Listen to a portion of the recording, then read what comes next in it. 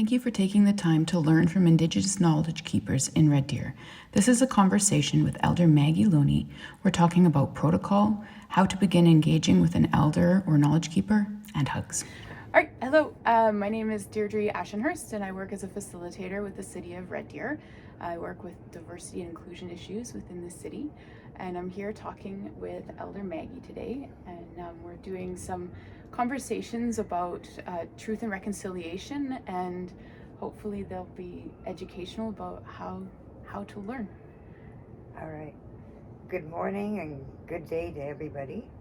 I'm glad that we're having this conversation. She offered proper protocol, and for a lot of people, they don't know what that means. So we're going to have a bit of a conversation about that part first, and we'll go from there. Offering protocol is giving respect to an elder or a knowledge keeper about their knowledge in cultural history or cultural issues or whatnot. And there are many different ways to kind of approach that, and that can be different according to each elder. Some elders want particular tobacco. Yeah. So ask me. Yeah. Tobacco. So I'm just wondering what are the different types of tobacco, and what is the best way to go about finding out what type a particular elder or knowledge keeper would like?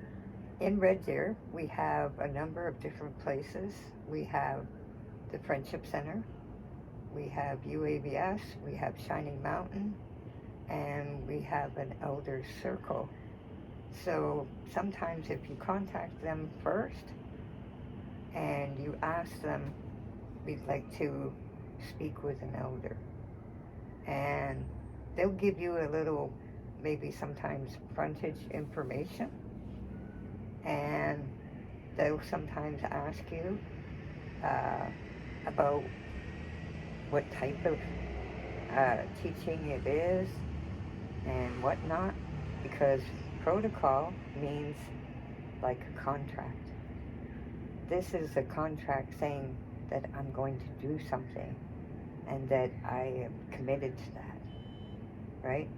And it's usually smudged and whatnot, and prayers are said, and even smudge is a big deal.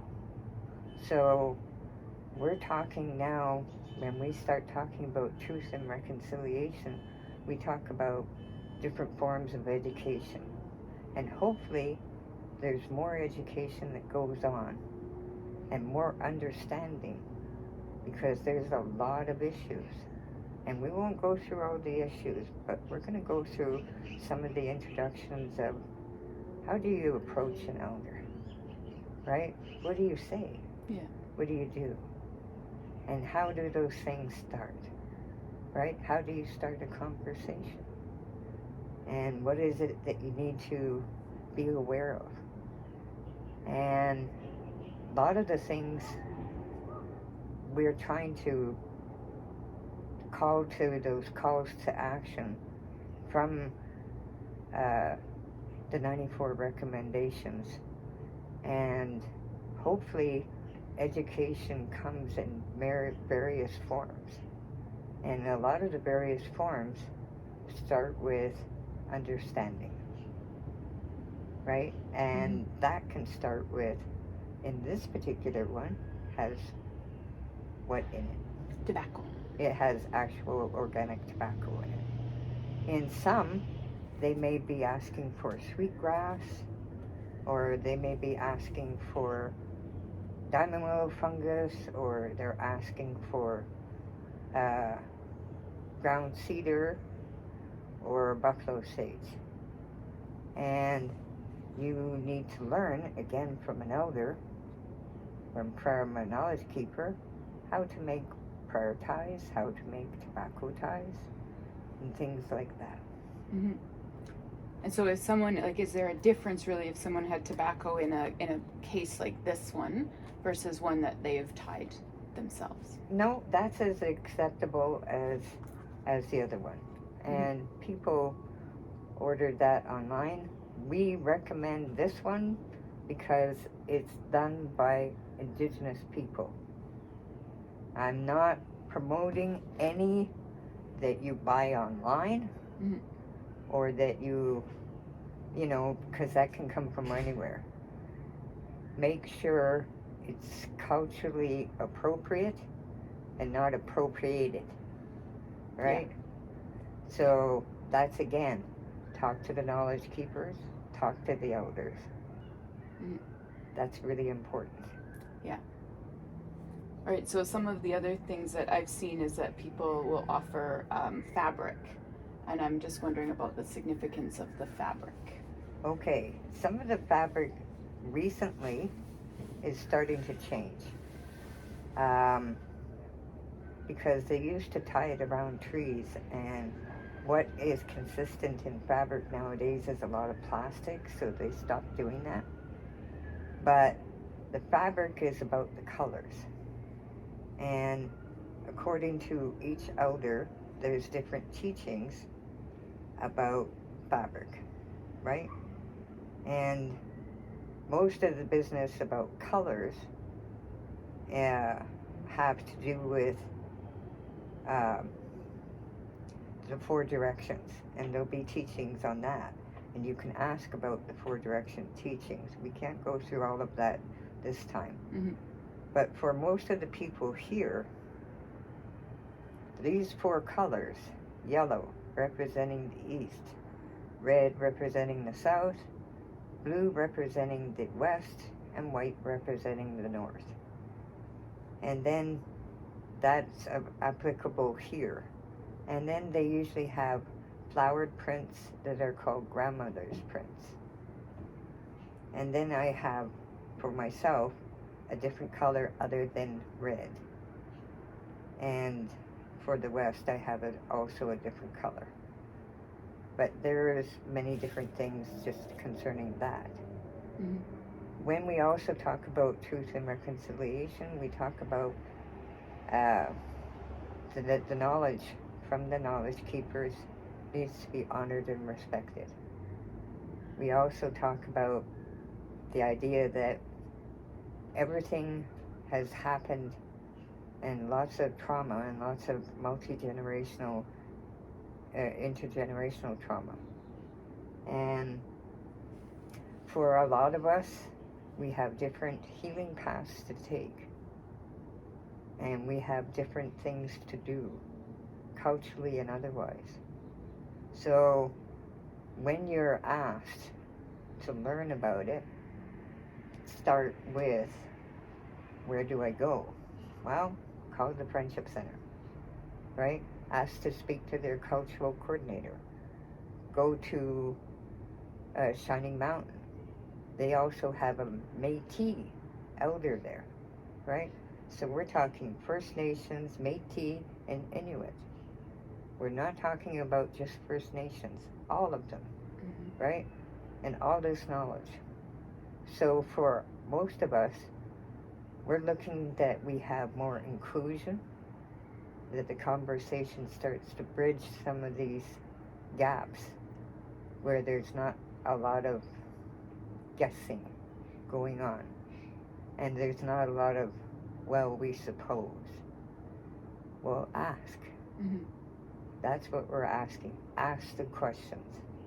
And try and ask them in the best way possible, in a good way. Some of it starts with this. Yeah, absolutely. And is it sort of appropriate, like when you're first engaging in truth and reconciliation, is it appropriate to immediately go and speak to an elder, or is there other avenues of sort of entering into that dialogue? It's good to have an elder or wisdom keeper or other people who stand in that knowledge. Yeah. Right?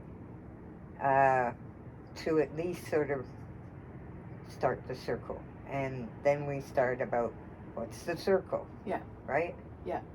The circle is what most First Nations people have when they want to speak, because it puts everybody on equal terms. The circle also represents the business of in a sharing circle. Notice I'm going to say that. Mm-hmm. Not a talking circle, because a talking circle requires you to smudge and to have an elder and to have possibly an elder's helper, and they'll have a talking stick or a feather or a stone or something, and it's very cultural and it's a little more ceremonial. So what most people get into now is what we call a sharing circle. Yeah. And some of the rules apply the same way. In a sharing circle, the one person who holds tobacco or whatever, right, is the only person who's supposed to be speaking, right? Yeah. There's no cross-talking, right? You can't interrupt somebody who's speaking. Yeah. And for some of the elders, you'll find that they put their head down like I'm doing now. And it's not because they don't want that eye contact. It's because they're thinking about the process of what they need to say. Yeah. And when they have their head down and you're speaking, they're listening. So it's sort of like being on the telephone and you're phoning up your friend and you're going, "Hello, how are you?" And they say, "I'm fine." And all of a sudden you're hearing something different than maybe when you're seeing them and you're looking at them. Yeah. Right? So it's not a cultural disrespect to keep your head down. Yeah. It's not a point of, again, that becomes a cultural understanding, right? Yeah. And then I have one other question. So I've heard like different terms, so elder and knowledge keeper. Is there a difference between them, or is one preferred? Well, it's not about preferred. Mm-hmm. I think of, when I think of both of them, they stand in knowledge, period. Mm-hmm. That's defined by the people in the Indigenous community or their elders. Okay. Or other people define them as wisdom keepers or define them as elders. It's not usually how they identify themselves. Okay. Yeah. So for, let's say, Ray, who heads off Shining Mountains, she's been identified as a Métis elder, right? Yeah. So that's been identified to her from other people. Okay, we're going to have to cut that out. Yeah, that's all good. So, where were we? You were talking about how Ray, I think, identifies as a she doesn't identify. She's the community of the Métis have identified her as a Métis elder. Okay. Yeah. Yeah. Yeah. All right. Yeah. And when we're talking about, it's still clear to identify that they're still looking for more of these children. Yeah. And there's still a lot of healing and scabs and wounds. Yeah. And there's been more tragedy as of late. Yeah. And more things to always keep moving and educating and moving forward in that direction and finding the process of healing. Yeah. Yeah. Yeah. So truth and reconciliation isn't something you just check off. It's a process and a journey. A long journey. Yeah. Because we're talking more than 150 years of all these things to start giving back to the people. Yeah. Economics, knowledge, understanding, childcare. I mean, we're at the top percentile in many places where we're considered the vulnerable population. Yeah. Yeah. But speaking to an elder or a knowledge keeper shouldn't be considered to be a scary thing. Well, it can be intimidating but to some people. Yeah. I get that, because they go, well, we don't know who to talk to. Yeah. We don't know what they're going to say, right? And the tobacco, when you offer the tobacco, you ask them what you're asking of them. Yeah. Be specific. Yeah. Because if they don't accept it, it's because maybe they're going to pass it on to somebody else who has knowledge in that area. Ah, okay. Yeah. Right? It Yeah. may not be their forte, such as mine's not beating. Yeah. Right? Yeah. Mine is not I'm not good at beating. Yeah. Or sewing. But Yeah. there's other elders that are. Yeah. Right? Absolutely. And other elders that have different knowledge in different areas. Yeah. And so then I guess I'm wondering, like, so if you're just starting out and you come into the situation, you think that you're doing it right, but you get it wrong, what do you think is the best sort of? Well, most elders will probably take you aside if you're approaching it in the wrong way or the way they don't want it to happen. Yeah. They'll probably take you aside and say, okay, stop there. Yeah. Right? This is what we're asking of you, or maybe this is going in a different direction. Yeah. Right? So just come at it with some humility. Well, they usually, say, okay, time out. Yeah. Wait a second. Most of them will tell you if you're off in left field. Yeah. Right? Absolutely. All right. Most of them do. Well, it was just a brief introduction on elders and how to approach elders in our community or knowledge keepers. Basically, it's just to ask some questions and start learning. So thank you very much, Maggie. I really appreciate this. Okay. Thank you so much, Maggie. For all the people, those hugs are always important. All right? Absolutely. So hug somebody. Hug somebody in your family. All right. Have a great day. Bye.